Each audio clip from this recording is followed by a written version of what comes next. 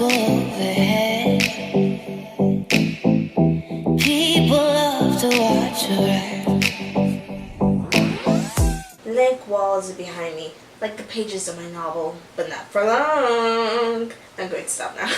Hey guys, my name is Ivy and you're watching Playing with Ivy.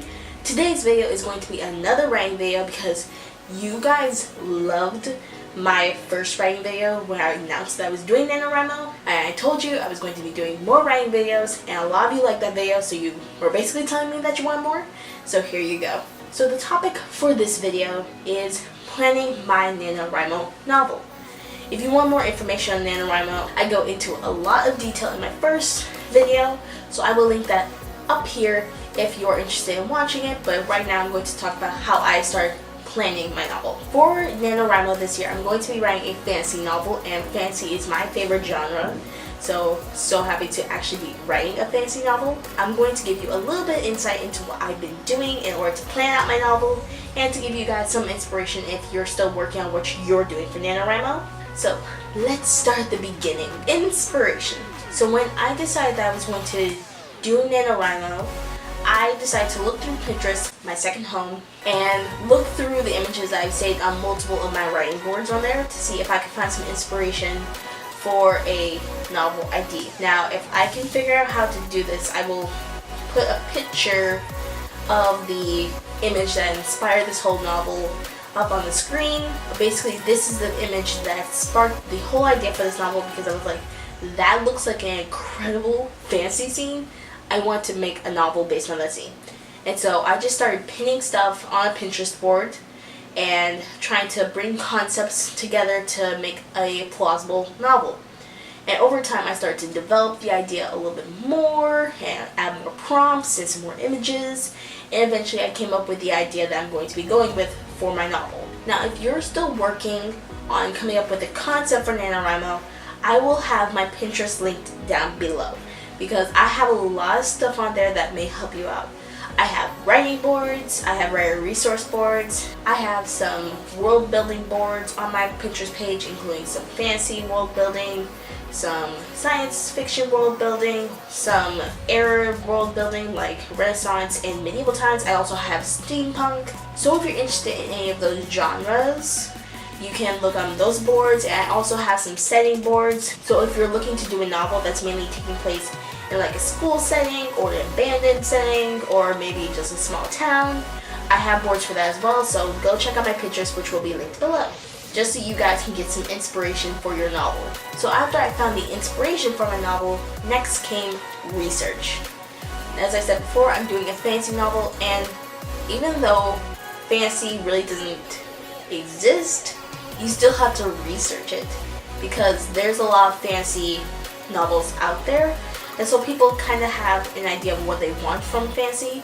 And even if you're not going to go with that general idea of what other people do for fantasy, you still want to see what's out there. So for my fantasy novel, I did a lot of research into different aspects of fantasy, including mythology and mythical creatures and different fantasy races and different magic systems, just because that's something that's going to be featured in my novel.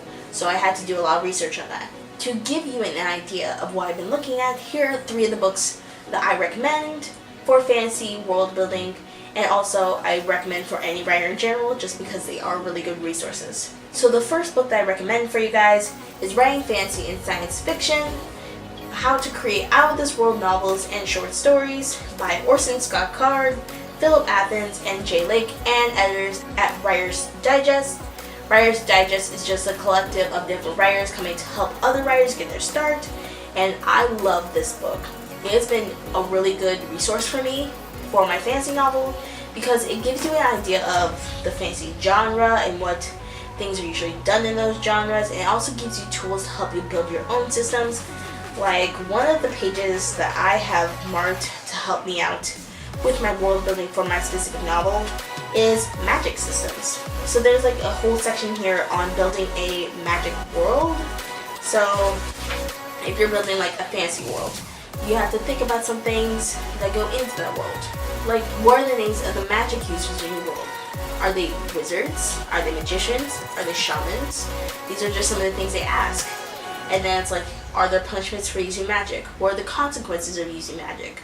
Is magic something that's out there in the world? Does everybody have magic? Or only a select amount of people have magic? These are some things that you really have to think about if you're building a fantasy world. So this book has been a really good resource for me when I was building my fantasy novel, and I totally recommend this book. It's about $20 in the US, but it's actually a really good resource that you can use for like beyond Nanowrimo, so I totally suggest getting it. Some other books that I've looked at for fantasy research is the Mythology Bible and Mythical Creatures Bible. I got both of these books in a Barnes & Noble in Virginia, and these have been really good resources for me, mainly because I want to look at different mythologies and mythical creatures, because I've always been interested in that kind of stuff. And so these books were really good resources, especially for stuff that I couldn't find online. So like online, you'll find a lot of stuff on European mythology, like fairies and dwarves and all that kind of stuff, but you really don't get that much information dealing with other cultures. So both of these books actually have a good amount of information about mythologies from other cultures. Like, you get Chinese mythical creatures that I never actually heard of, and now I know a lot more about thanks to reading this book. And then also African mythologies are featured in this book. And both of these books just have a whole nother world of fantasy and mythology that I never ever looked into.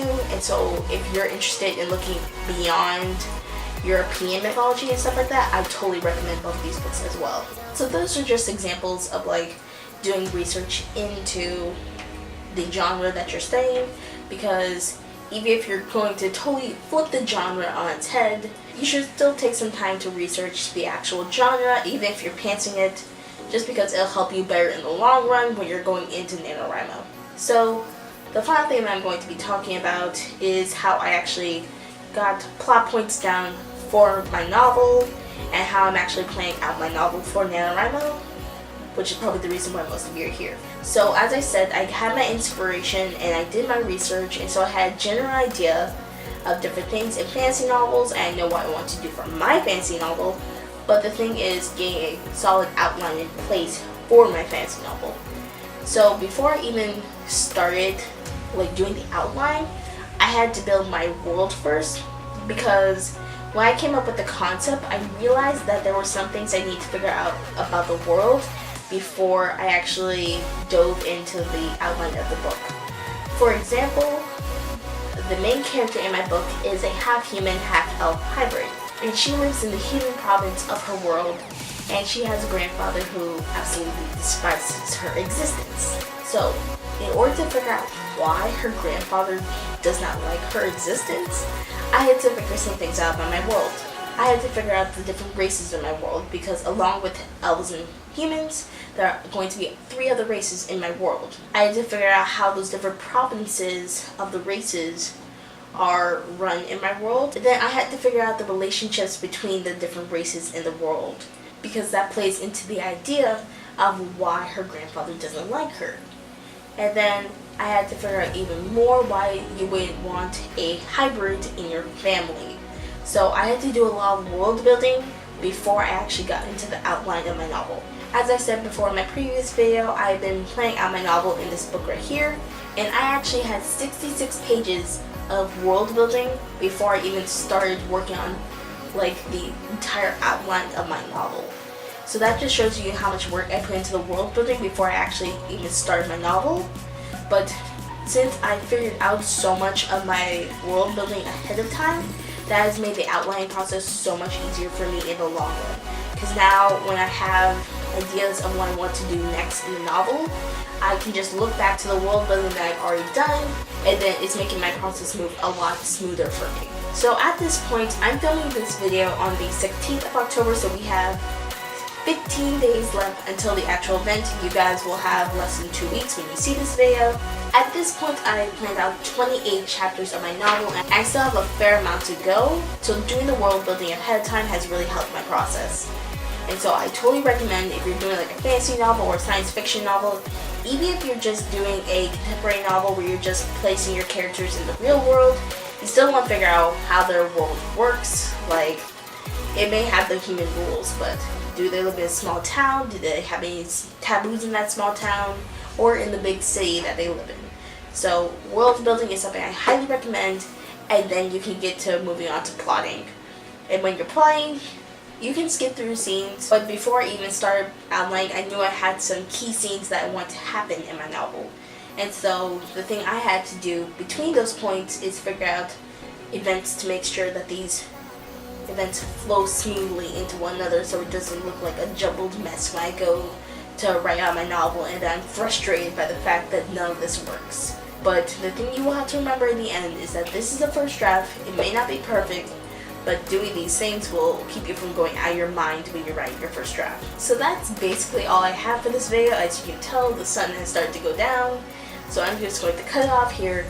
I will have one more video before Nanowrimo starts about my entire game plan for Nanowrimo, like what I'm doing, and to maybe give you guys some ideas. Again, my Pinterest will be linked down below so you guys can get some inspiration if you're on the edge of different ideas, or if you just want some ideas of what you should be writing. I will have my Pinterest link down below, and I will also have my previous video linked up above. So I hope you guys enjoyed this video. If you did, give this video a thumbs up and tell me in a comment down below what you thought of the video, or any suggestions for videos that you want, whether it deals with writing or planning. I'm game for either. And this has been Ivy. Thank you for watching, and hopefully I see you in my next video. Bye!